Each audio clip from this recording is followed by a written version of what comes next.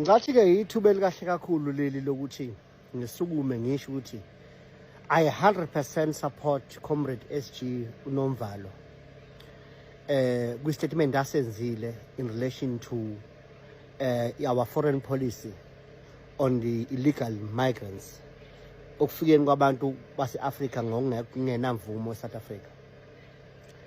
It is important time now because kunabantu abaphikisanayo nakushilo abanye babo bathi hayi cha siyaphoxeka thina ukuthi MK uthathe le position. Ngizoyichaza ngale position i-understand kahle ngoba cishe abanye bakhuluma out of confusion la abamzwanga SGT. SG ushinto ezintathu esemqoka. Uthi 1 abantu abequcinga bafike ngekho emthethweni ababanjwe beboshwe. Ngokuhlonishwa komthetho eSouth Africa akho umuntu ofafika ngekho emthethweni eSouth Africa nathi masiya kwamanye amazwe siphatha ama documents adingakalayo. No country should be a banana republic. Point 1 law, 1 of 3 points he made. And mongahlala point 1 uzovuma nawe ukuthi khona abangayithandi kwalo point. Kukhona bathi hayi baboshwelani hey mhlambe la basuka khona kunezimpi. No, if unezimpi la ukhona uyafaka icelo asylum seeking what call permission ukuthi uyohlala kwelinye izwe ngokusemthethweni. Alikho izwe feli bebanana republic bafethu singakhohlisana. Ngisho ngathiwa sibathanda kanjani nami nje ngibakhonzile nginezinto eziningi mabe khona nami I can relate to them, you know, but gcina kwelanga izwe feli benomthetho. So no one should be in South Africa illegally. Let's draw the line. Let's not confuse ourselves on that one.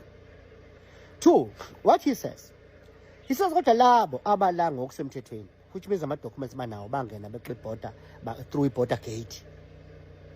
Kuyaziwa abala kuyaziwa bazokwenzani. He's correct. Akufanele labo behujwe because some of those people, comrades, asikhuluma iqiniso, they could be the international investors. They could be white in color, some they could be black in color.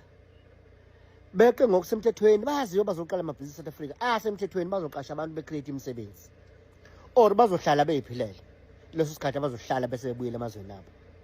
Awungabuyela ezweni lakhe se-expire permit yakhe, law is a different case. Law must be arrested like those who came without permission. It's very clear there uNomvalo abala ngosemthethweni bafethu, some of them could be called international investors. Shutse sobathanda abasebenzwa kanjalo bakhona abafaka ekhandi ozayo ongezile ukuzo investor akaxoshwe yena izwe njalo ngayiphatha kanjalo. Akubuxoki inloko ukhetha abantu ngamandla banawo. Cha, ngeke. Ola ngokusemthethweni bafethu ezokwenza akushilo sikhathi ecela ipermission yokuthi eze ngala uhujwelana lo muntu. If sithi akahujwe sithi abamnyama kuphela na noma sithi nabamhlophe ngisho ukuthi bainvestile bakha amabhizinisi abo naba bahujwe. What are we saying? Point yesithathu nokugcina yenzayo uNomvalo uthi when it comes to job we need to prioritize the South Africans. So kusho ukuthini ngisho ngathi ufike ngosemthethweni, but we can't be taking you and employing you while there are many South Africans ahleli phansi anama skills angaphezulu noma afana nawakho.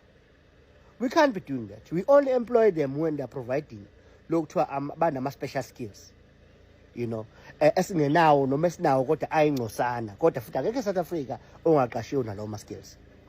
So those 3 points should cover everyone.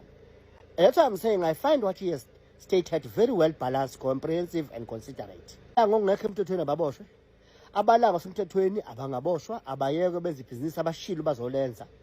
Kufika ukuthi behambe njengoba nathi senza kwamanye amazwe. Njengoba wonke amazwe omhlaba enza, alikho izwe elilabantu balo kuphela. Each and every country mongahamba nje manje eAfrica nje, qala Africa, you'll find all nations in one country including South Africans. So ola ngokusemthethweni bafowethu ayikho into singathi simlusela yona. Asingavumeli ama-extremist ideas ukuthi characterize South Africa. And thirdly, as prioritize ama-South Africans when it comes to imisebenzi. Imisebenzi ayinika ama-South Africans first. Kungaqashwa mina ngaphandle ngamakhono angathi shu nathi esinawo. Akukho right lokho sokubulaliswa. So those are the 3 points Nomvalo made. So on what ground, comrades, we could say uNomvalo is wrong kumbe MK party ngoba abekusho phela be-articulator i-policy position ye-MK party. I-wrong ngephi? Sifuna uhutshwe nanabantu abalanga ngosemthethweni. If bengama investors beqasha abantu abamnyama mhlawumbe 100 ayiphele lo msebenzi ngoba phela umuntu bayehutshwa bayothatha into zakhe ahambe nazo. Sithini? Sidahutshwa umuntu ohlele eSouth Africa ongenzi crime, ongenzi lutho. Sidahutshweleni. Sithini ngabe yethu abase South Africa abakwamanye amazwe ase-Africa and other countries, perhaps in Europe, America or wherever. Sithini ngabe? Sinaba bahutshwa lapha ebuye beze la. Bafethu, siphusha i-revolution la. I-revolution ifuna ube honest, ifuna uwenze izinto with clear insight, and don't be misled by malevolent intentions and interest. About who are wrong themselves. They will mess up South Africa like they're messing it up now. So I want to say I fully support the SG. And I must say this to you guys. Ayikho i-society la South Africa. Kumbe ayikho i-society la emhlabeni ongayithola ivumelana ngento yodwa yonke. It's natural kwi-society ukuthi imbono ethu izongafani. Therefore kusemqoka sikwazi ukulalelana, sirizine to what the other is saying. And be able to be more informed when we disagree or agree with them. Abantu abaye ngenxanye bengamazi izulu siyasho. So nayo nto eshiyo noMvalo ngeke siyithande sonke. But if you reason, you do see that what he's saying makes sense and is correct. Ngithi ke angiphawule ngoba kushuthi bekuzobe kugwala nalokuba counter revolutionary for me ukuthi ngifake umsila phakathi kwemlenze ngicashe ngoba sekukhona abaphikisana noMvalo kwi-statement sakhe. No. Revolutionaries don't behave like that. You come out and you articulate your position at a personal level so that you also take the fire that comes with the right discourse that we are supporting. I'm coming out, I'm adding myself behind Unomvalo. I'm doing this because I know he's correct, and that's the only way you can run the country. You can't run the country by being an extremist who doesn't reason to reality.